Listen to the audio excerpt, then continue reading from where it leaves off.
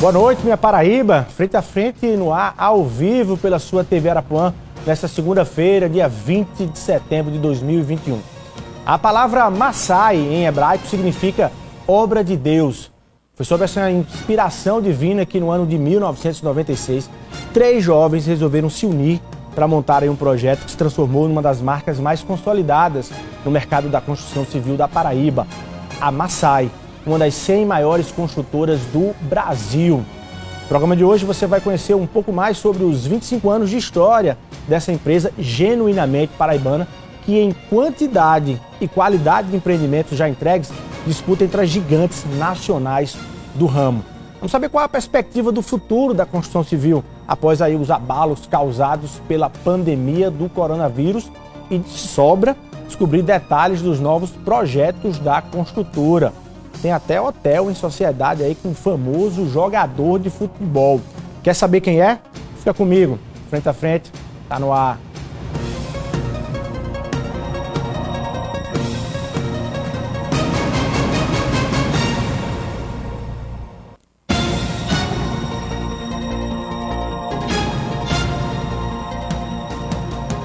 Olá, minha Paraíba. Apresento-lhes Alisson Nunes, Herbert Almeida e Gui Porto, os 3 jovens que eu falei no início do programa, responsáveis aí pelo projeto Maasai. Muito boa noite, Alisson, Herbert e Gui. Sejam muito bem-vindos aqui ao Frente a Frente. Boa noite, Luiz. Satisfação estar aqui com você, especialmente nesse programa, né, tão bem conceituado, com seus telespectadores. Obrigado. Herbert, boa noite, obrigado. Boa noite, Luiz. A satisfação também estar aqui. Uma honra. Vamos conversar sobre muita coisa interessante, se Deus quiser. Bom demais. Gui, obrigado também pela presença. Seja bem-vindo. Boa noite, Luiz. Boa noite a todos. Vamos bater um bom papo hoje. Vamos lá. Olha, qualquer leitura natural, a gente faria o seguinte. Vocês são, para contar a história de vocês, diria o seguinte. Vocês são 3 irmãos cujo pai né, abriu lá uma construtora lá atrás e disse, agora vocês 3 toquem. É isso mesmo ou não? Como foi essa história da Maasai? É mais ou menos por aí, viu, Luiz? Na realidade, a nossa história começou antes da fundação da empresa. Nós nos conhecemos trabalhando no ramo da construção civil. Isso se deu em 94 para 95. Na realidade, a gente teve a oportunidade de trabalhar junto no empreendimento. Para cada um no seu local. Isso.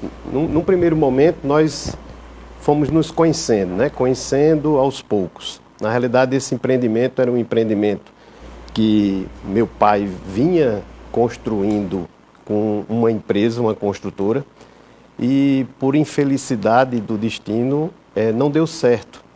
Só que eu tinha passado para a engenharia e ele me pediu para que eu pudesse tomar de conta da parte administrativa dessa obra. Só que foi necessário fazer algumas mudanças, né? E dentre essas mudanças, o Gui Porto, né, que é nosso sócio hoje, está aqui conosco, ele foi convidado para ser o engenheiro da obra. E aí eu passei a conhecer o Gui, né, depois o Herbert, e daí nós Você estudava engenharia?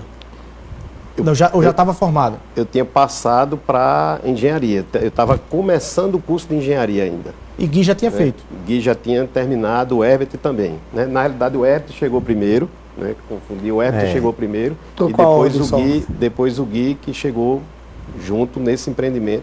E aí nós nos conhecemos trabalhando nesse empreendimento em 1994. Bom, então vocês foram para salvar um empreendimento que estava perdido, é isso? Nós fomos quando eu digo que foi uma obra de Deus mesmo, porque eu trabalhava no escritório de projetos com um primo meu, a gente era recém-formado. E por um acaso de destino encontrei com uma pessoa que eu tinha estagiado na época de estudante. E ele me convidou, disse que o engenheiro tinha saído da obra porque o pessoal não estava satisfeito com o trabalho deles. E me convidou para ir para tocar essa obra, né? Não conhecia a Alisson, conhecia Jagui, porque nós nos formamos juntos. E eu digo, não, vou ver o que é que a gente, se dá certo. E aí nós nos conhecemos lá nessa obra, eu e Alisson. Eu fui admitido como engenheiro, né? E lá nós passamos a tocar a obra, né? Quando Na eu época cheguei, não era Massai ainda, né? na época Sim, não era eu Machá, tenho. eu era Esse empreendimento contratado do seu pai. era contratado Exatamente. do condomínio. Então, na época a gente conseguiu fazer um bom trabalho, né, de início, a obra conseguimos dar um andamento melhor do que vinha antes, né? Com isso, o grupo se reuniu e pediu para que a gente assumisse a administração da obra, né? Então, literalmente, o pai de Alisson era o presidente do condomínio, né? Houve uma reunião, houve uma ruptura com a construtora e a administração passou para a gente, né? Nesse período, eu fui convidado para trabalhar no Tribunal de Justiça como engenheiro. Foi aí quando eu me afastei e Gui assumiu o meu lugar como engenheiro. Certo. Exatamente. Aí, logo depois, por volta lá em 96, os meninos formaram a Massai, eu não estava ainda.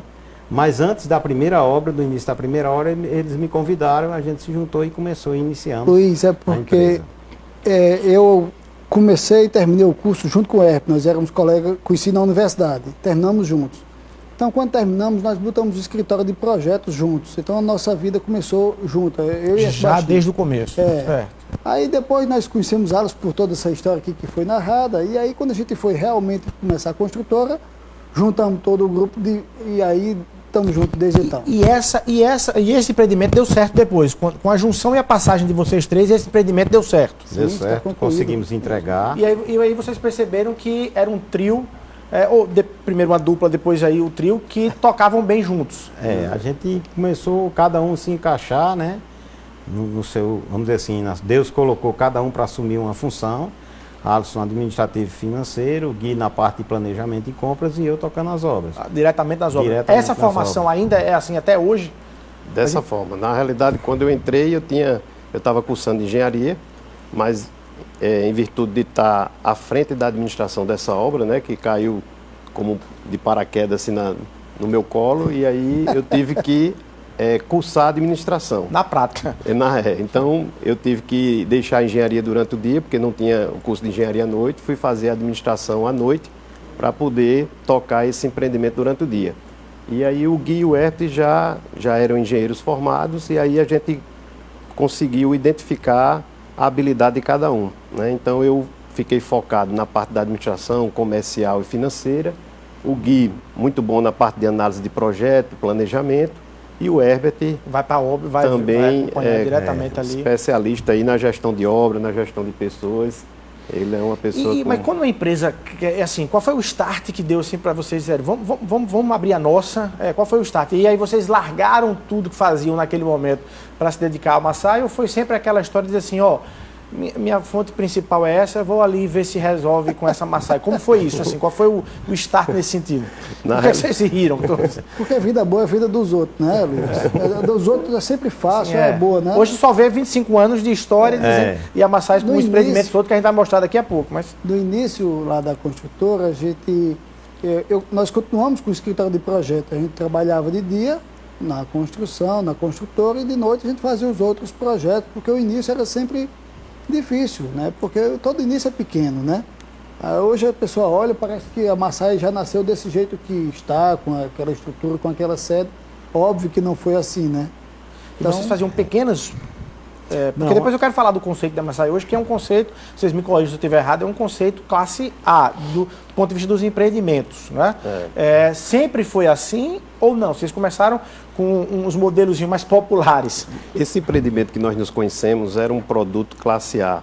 Era um produto no bairro do Altiplano, um por andar, apartamento com 360 metros de área. Então era um produto assim, que era uma referência na época. Mas quando nós começamos o primeiro empreendimento da Massai, em 96, foi um produto no bairro do bairro de Intermares, né, em Cabedelo, pilotis mais 3, apartamentos menores. Como diz Gui, a gente começou aos poucos, né? Os recursos eram poucos, mas assim, acreditando, investindo. Inclusive um fato importante, que é muito bom destacar, é que a gente, quando fundou a empresa, a gente fez um acerto entre nós, que nós deveríamos nos manter pelos primeiros 5 anos sem retirar recursos de dentro da empresa, fazendo com que a empresa ela investisse e reinvestisse todo o lucro para que a gente pudesse crescer. Então, Guieta, eles tinham um escritório de projetos, se mantinham com o escritório de projetos, e eu tinha me destacado ali na administração da obra, daquela obra que a gente assumiu e se conheceu, e outros condomínios nos convidaram a administrar empreendimentos que estavam com problemas no relacionamento com algumas construtoras, e aí a gente eu fiquei administrando essas obras. E vocês cumpriram, então, esse acordo de 5 anos. E isso foi importante para a Massai nos primeiros anos, que são sempre os anos mais difíceis também, né, de qualquer empresa, basicamente em qualquer ramo, e vocês se manterem fortes e crescerem fortes no início. Eu creio que isso foi fundamental para a gente alavancar no começo, né?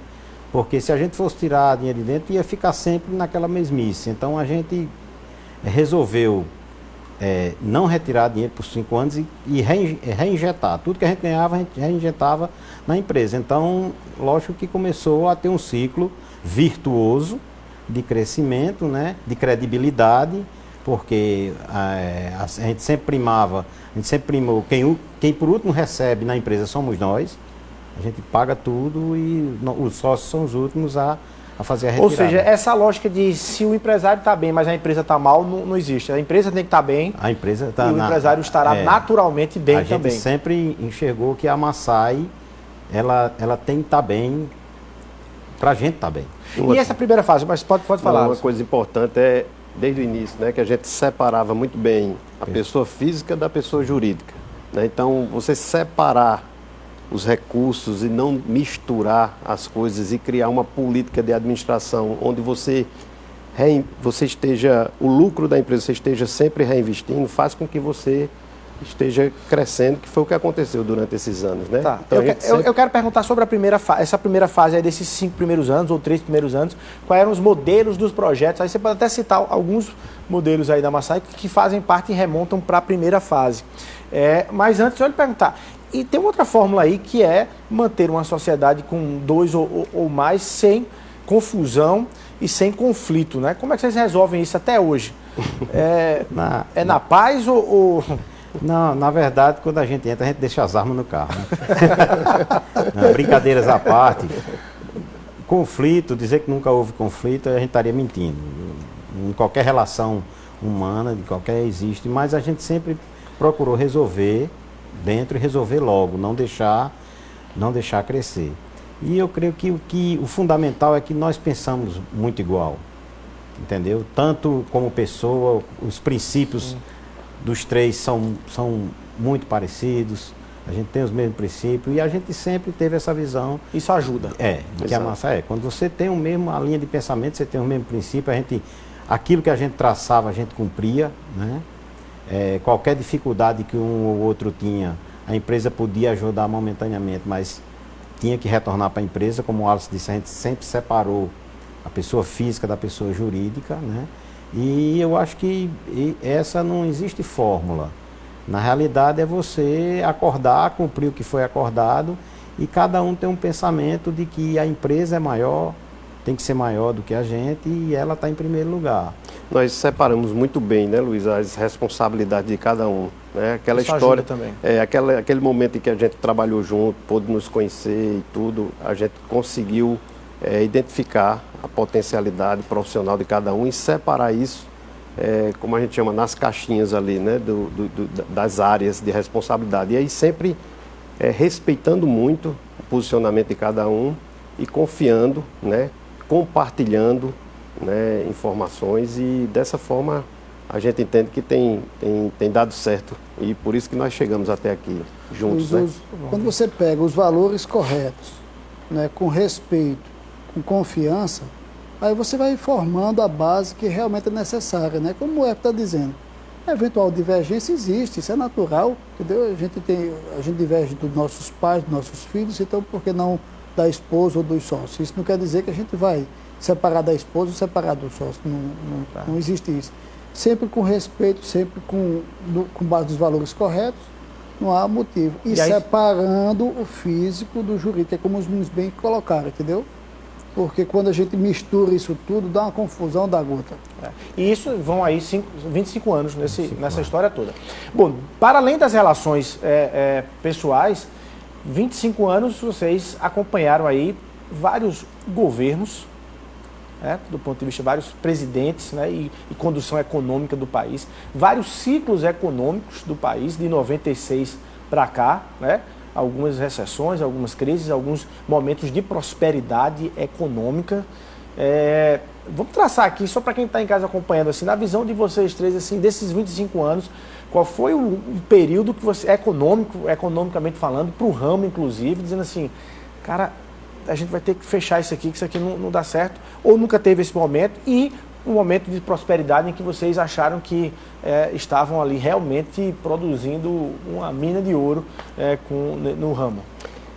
O começo sempre é aquela fase mais difícil, né? Aquela fase em que você ainda está adquirindo experiência, que você termina arriscando praticamente tudo que você tem, que foi o que a gente fez, né? Então, assim, a gente pegou essa fase aí de mudança de moeda, inclusive. De moeda, do real, né? Era o RV, né, para o real. Aquela parte ainda, a gente pegou uma parte ainda de instável, né, com relação à inflação muito alta, né, principalmente no empreendimento antes da fundação, no empreendimento que nós nos conhecemos. Mas a gente entende que esse período de dificuldade foi um período que trouxe muita experiência para a gente, né? E isso também, assim, nos motiva muito hoje, porque a gente percebe que durante toda essa trajetória vem momentos bons e momentos ruins o tempo todo. Então, a nossa economia oscila, a política, né, afeta muitos negócios, né, essa questão das crises políticas que acontecem, nas mudanças políticas. Mas isso tem nos motivado, porque quando a gente olha para trás, a gente vê que foram tantos desafios, né, que enfrentamos e estamos aqui. E, graças a Deus, conseguimos crescer. Não foi fácil, né? Não foi fácil, por exemplo, quando a gente saiu de João Pessoa e foi empreender na cidade de Mossoró. Vocês estão no Rio Grande do Norte? Estamos no Rio Grande do Norte também, né? Fomos empreender também em Campina Grande. Então, são novos mercados, é uma cultura diferente, você tem que estruturar toda uma equipe, criar relação com fornecedores.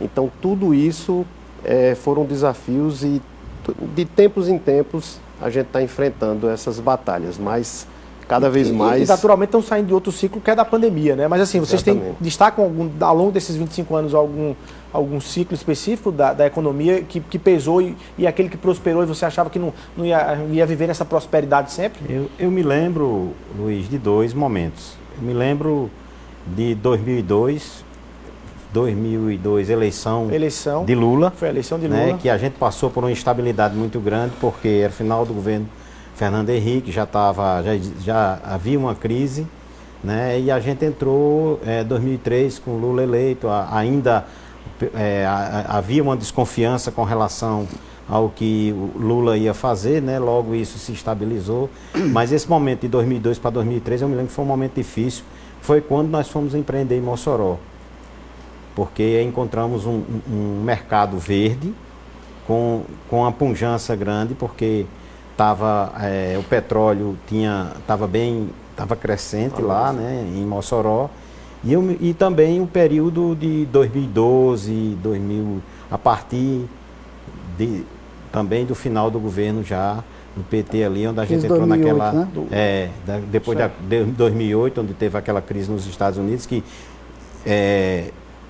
de imediato não atingiu o Brasil, veio atingir por volta de 2010, 2011, 2012, por ali. Foi um momento também, assim, difícil, né? Tivemos um momento de pico, que foi, segundo o governo Lula, um boom, né? Aquele boom que nos assustou no sentido de que era muito serviço, a empresa cresceu muito em pouco tempo.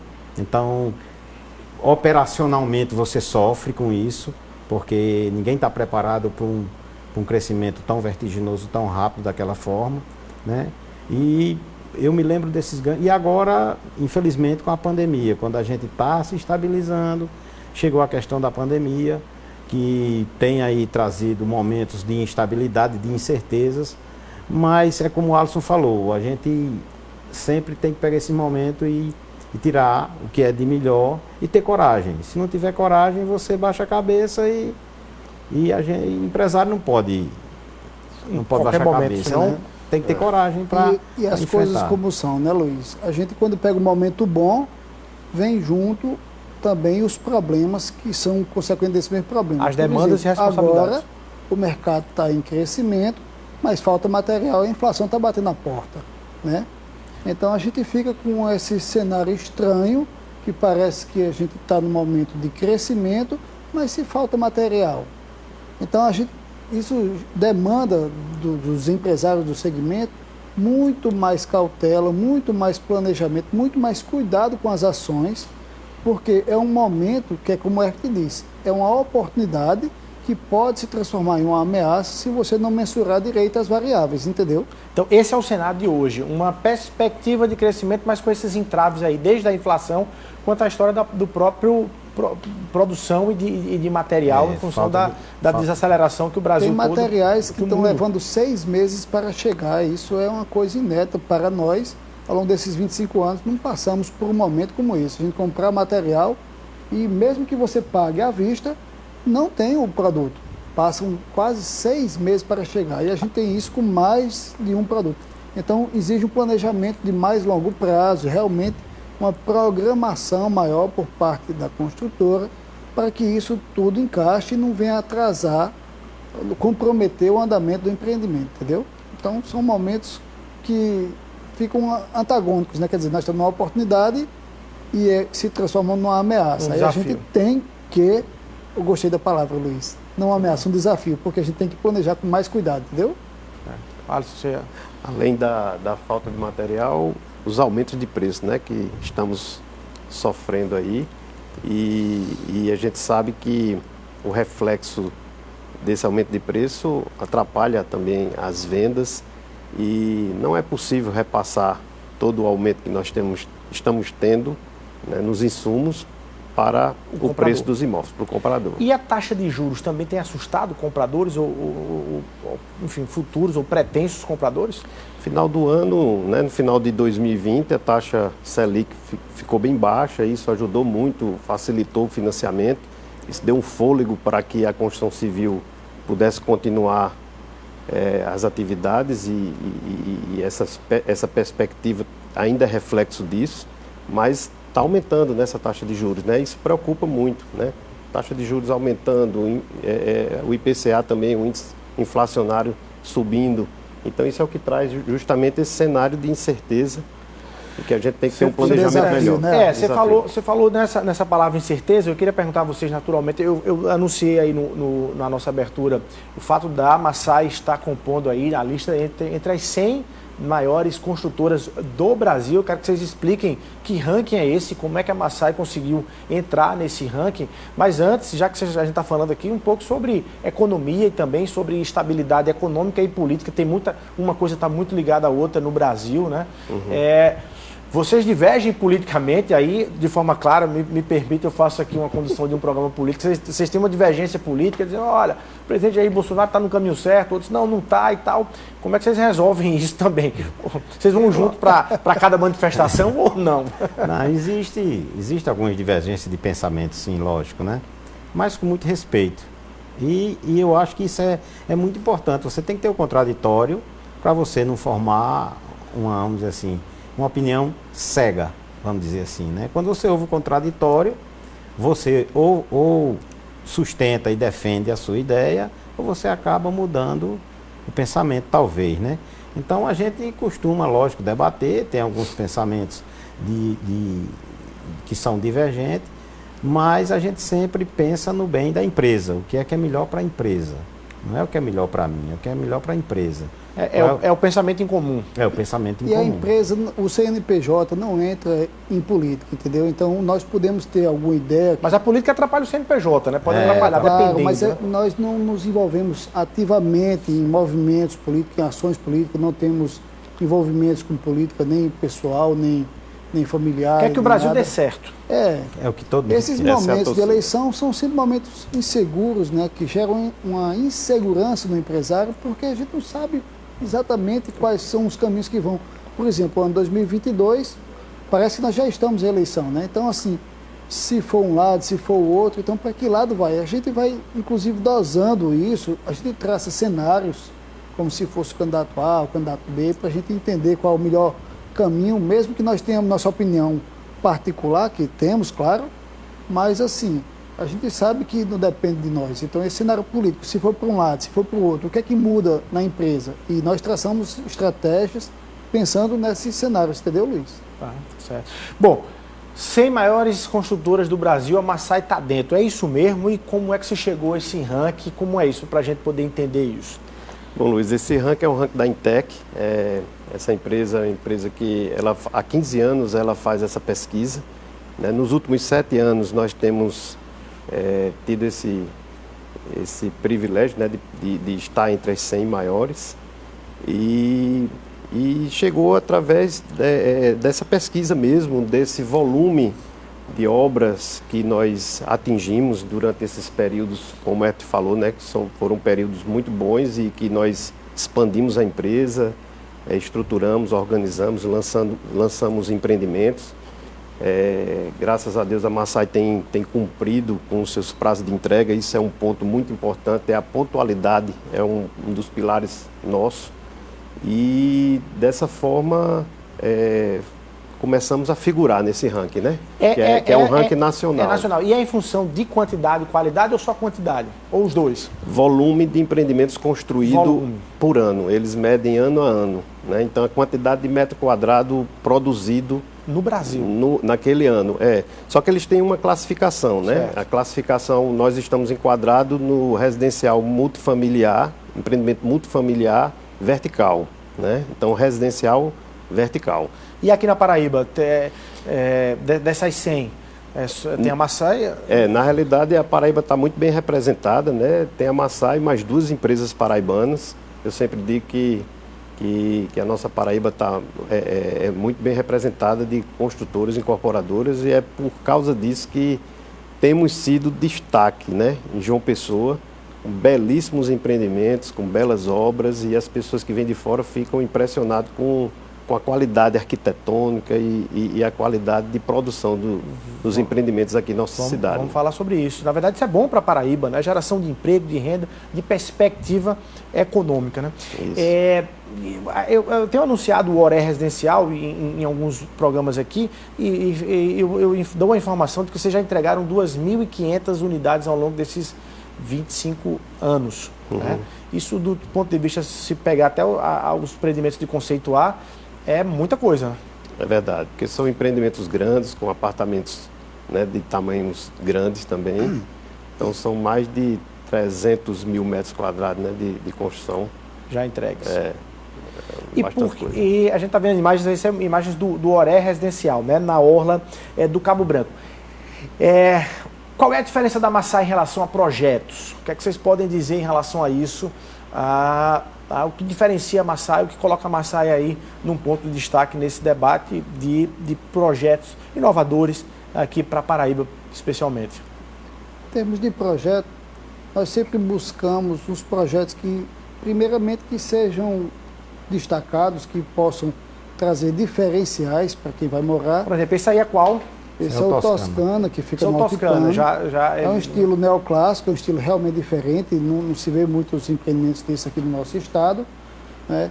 E é um empreendimento que tem uma característica já de luxo, de requinte em todos os detalhes, mas acima de tudo a Massai sempre pensa nos empreendimentos do ponto de vista de utilização, de durabilidade, baixo custo de manutenção, entendeu? Então a gente pensa no empreendimento como se nós fôssemos de fato morar, como se nós de fato fôssemos ser os usuários daquele empreendimento. Então, quando a gente pensa com esse carinho, com esse zelo, tudo fica melhor, entendeu? Os empreendimentos se encaixam, as coisas funcionam de verdade. Porque às vezes a gente tem uns empreendimentos que podem ser bonitos, mas quando você chega na prática, é uma coisa separada da outra, a festa não rola, a piscina falta alguma coisa. E eu não quero aqui apontar faltas empreendimento de ninguém, eu estou mostrando as características que a Massai tem. A Massai se preocupa com isso e com o desempenho de suas obras, desde o nível de projeto até a parte de execução e tudo, para que as coisas funcionem como é para funcionar, que a vida útil seja realmente durável, que funcione, que não dê problemas com infiltração, problemas que podem ocorrer em consequência da falta dos controles durante o processo ou de planejamento ou de execução. A nossa proposta, Luiz, é gerar a melhor experiência para o nosso cliente. E gerar essa melhor experiência é justamente como o Gui está dizendo, é pensar como se nós fôssemos viver naquele empreendimento. Como é que seria a melhor forma, o que nós gostaríamos de ter, como seria esse uso, o tamanho dos ambientes, se está proporcional, se a área comum está proporcional à quantidade de apartamentos, né? Se a gente tem uma vocação muito grande para buscar sempre inovar. Então, mesmo que o empreendimento ele tenha sido lançado sem uma proposta, por exemplo, como o Toscana. Quando nós lançamos o Toscana, nós não vendemos o Toscana com toda a parte de automação na área comum, que nós entregamos com essa automação na área comum. Porque no decorrer desses empreendimentos que nós construímos, são empreendimentos que levam no mínimo aí 3, 4 anos de construção, muita coisa acontece, muita novidade chega no mercado e a gente tem essa vontade de entregar o melhor para o nosso cliente. Então, a gente está sempre ligado à arquitetura, à infraestrutura, à tecnologia e sempre buscando ouvir o cliente, que nos dá muito feedback daquilo que ficou bacana e daquilo que pode ser melhorado. Então a gente está sempre analisando e retroalimentando essa qualidade que já é algo que é intrínseco nosso, que vem de dentro da gente. Então a gente procura fazer sempre esse melhor para satisfação e para gerar a melhor experiência para o nosso cliente. O grande desafio que eu vejo, Luiz, é a gente adequar o design ao uso, né? Você também não pode se distanciar das tendências arquitetônicas que chegam, né? Você não pode estar com um empreendimento que ele pareça de 25 anos atrás, de quando a gente começou. Se você olhar para o Oré, já é uma arquitetura bem moderna, uma arquitetura mais limpa, uma arquitetura contemporânea, mas a gente tem a preocupação de adequar esse design ao uso, para que tudo possa funcionar e que o cliente possa ter conforto e possa usufruir da melhor forma possível dos ambientes ali criados, entendeu? E nós confiamos tanto nesse padrão, Luiz, que nós, os três, moramos em empreendimentos que nós construímos. E nós moramos vários anos em empreendimentos distintos e todos nós construímos. Estou falando isso porque já ouvi ditados de que alguns construtores não moram em prédios que eles construíram, que é para não ter branco com os vizinhos, entendeu? Aí vocês nós moramos, atestam lá diariamente. Somos os garotos de teste dos empreendimentos. E aí tem cliente que diz isso: rapaz, eu estou comprando porque eu sei que vocês vão morar lá, então vocês não vão fazer qualquer coisa. Então, assim, isso já é um padrão nosso, faz muitos anos que nós moramos. A gente vai mostrar aí alguns empreendimentos que ainda estão, né, como projetos, como o próprio Oré, mas também tem, enfim, o NEL, né? Mas assim, quem é que está comprando? Quem é que compra aí são apartamentos e projetos de um ticket, né, elevado. Esse é o NEL, né? É o NEL. É o NEL. Depois quero que vocês falem especificamente sobre ele. Mas agora não. Mas aqui na Paraíba, são investidores de fora, são os pessoenses mesmo que estão conseguindo comprar, o que dá uma felicidade de saber que enfim, tem aí uma certa prosperidade econômica aqui em João Pessoa, na Paraíba, em Campina. Exato.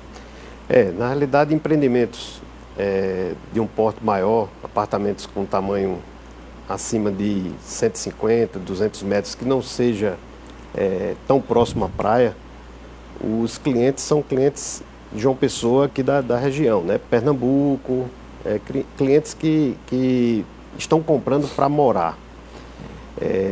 Nós temos alguns empreendimentos mais próximos à praia, apartamentos de menor tamanho, que aí realmente o perfil do público é um perfil que vem mais de fora, pessoal mais ali do sul do país, Brasília, vem Rio de Janeiro. Então nós temos esse mix aí de público, né? Então esse é o perfil de cliente que está comprando os imóveis de alto padrão, beira-mar e um pouco mais distante da praia. Bom demais. Eu quero conversar um pouco sobre o conceito da Massai com vocês, a partir de um vídeo institucional que vocês produziram e que talvez traduza também um pouco dessa história do conceito, dessa preocupação com a qualidade que vocês têm e de transformar, que a experiência transforme de fato a vida de quem comprou ali, né, de quem investiu numa obra da Massai, mas também de todo ao redor, todo o círculo, né, de quem ali comprou, e vocês usam esse conceito de quando se vira uma chave de a compra de um apartamento, você está mudando não só a sua vida, mas a vida ali de quem construiu o prédio, a vida ali da vizinhança, do bairro, enfim, de toda uma cadeia de pessoas diretas ou indiretamente ligadas, que são transformadas por empreendimentos como esse daí. Vamos acompanhar esse vídeo de um minutinho só, para a gente voltar aqui uma conversa aqui com o Alisson, com o Herbert e com o Gui, na tela do Frente a Frente. Quando Camila e Alberto giraram essa chave, não foi só a porta de um novo apartamento que se abriu, mas a do futuro de muita gente também. Porque cada empreendimento da Massai é desenvolvido pensando em todas as experiências que serão vividas. Na experiência de quem vai realizar o sonho de ter o seu lugar. Na de quem trabalha para erguer esse sonho. Na experiência dos futuros funcionários que vão cuidar de cada condomínio. Nos negócios que serão beneficiados em cada bairro. Na cidade que estará mais preparada para o crescimento. Com a Massai, quando uma nova porta se abre, centenas de novas oportunidades se abrem também. Massai, há 25 anos construindo caminhos que edificam e transformam a vida das pessoas. É isso mesmo, Alisson, Herbert e Gui? É nesse sentimento que vocês produzem aí? A gente sempre teve essa preocupação de... a gente sabe que a construção civil, ela impacta onde ela chega, né? Eu disse uma vez, numa palestra que eu fui convidado, de que a gente brinca de ser Deus, porque a gente transforma a natureza. A gente pega um terreno bruto, uma área que não tem nada, e edifica e transforma materiais em coisas e dá vida àquilo, né? Você sair do papel, do pensamento, do arquiteto e transformar aquilo em realidade, para mim é fantástico. Então a gente sempre teve também essa preocupação de que as pessoas que são envolvidas na cadeia da construção, ela possa ser transformada de forma positiva. Que a construção civil, por muito tempo, foi criminalizada, vamos dizer assim, funcionários chamados de peões. Então, eu sempre, dentro do canteiro de obra, eu procurei desmistificar isso e valorizar e mostrar para eles que a profissão deles não só digna, mas é muito importante para a sociedade. São artistas, né? São artistas. Porque, na verdade, os belos empreendimentos também ajudam para o paisagismo de uma cidade. Ora se ajudam para o embelezamento de uma cidade, né? Bonitos prédios, bonitos empreendimentos, bonitas casas, elas contribuem para que você passe pela cidade e diga que cidade, né, paisagisticamente bonita, né? Impacta na paisagem urbana, né, diretamente. Então, assim, a gente Vocês passam a fazer parte, né? Faz parte. Então, a gente tem uma responsabilidade muito grande, né? E atualmente, assim, a gente está sempre buscando desenvolver empreendimentos que eles possam conversar com o urbano, que eles possam gerar mais qualidade de vida, não só para aqueles que moram no empreendimento, mas quem está também utilizando ali o entorno do empreendimento, né? Então, por isso que hoje é usual, né, a utilização de gentilezas urbanas, né, nos projetos. Então isso realmente é edificante demais, né? E está totalmente linkado com o nosso propósito, né? Que é justamente construir caminhos que edifiquem e transformem de forma positiva a vida das pessoas. E é como o vídeo mostra, né? Quando você vira uma chave, você está transformando a vida de muitas pessoas, porque a cadeia produtiva, né, é muito grande da construção civil. Bom demais, bacana. Bom, vamos dar um rápido intervalo comercial e a gente volta. E aí, no próximo bloco, vamos detalhar aqui algumas das obras que ainda estão aí saindo do papel, né, em execução da Massai aqui em João Pessoa. Obras belíssimas, de alto padrão, para a gente conhecer. E tem até hotel, um jogador famoso de futebol ali dentro do projeto também. Queria saber se ele é flamenguista ou não, esse jogador. Rapidinho, um minutinho, a gente está de volta e conversando aqui sobre os novos empreendimentos da Massai.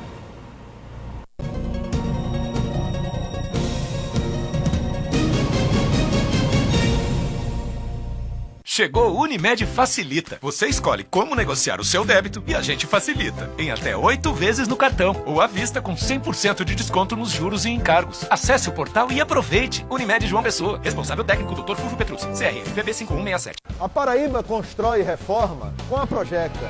Sabe por quê? Uma loja novinha, climatizada, para lhe atender com toda a segurança, especializada com produtos para todas as fases da sua construção e reforma. Tem até produtos para a sua casa e tudo em aluguel de máquinas e equipamentos. E agora com compras online e televendas. E todo mundo já sabe, lugar de comprar barato é aqui. O que é bom pode melhorar. É a internet em dobro da Tele. Leve o dobro pagando pela metade do preço. Assine os planos de 150, 200 ou 300 mega e garanta mais velocidade. E Wi-Fi e streaming grátis. Assine já a Tele. E começou o Festival de Brinquedos Casa Tudo. Várias opções de presentes, tudo em 10 vezes sem juros nas lojas e no site. Compre a